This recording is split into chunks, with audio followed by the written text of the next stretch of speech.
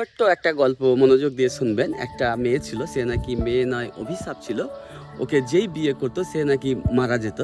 তার ফার্স্ট বিয়ে হয়, তার হাজব্যান্ড অতিরিক্ত মদ্যপান করতো, সে লিভার নষ্ট হয়ে মারা গেছিল।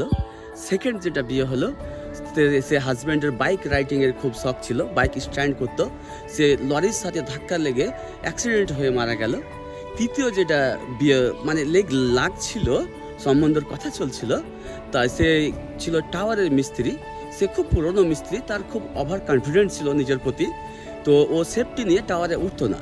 তো বিয়ে ঠিক হওয়ার কয়েকদিন পরে সে বিয়ের আগে সেটাও মারা গেল। তো এইভাবে এলাকায় ছড়িয়ে গেল এই মেয়ে অভিশাপ।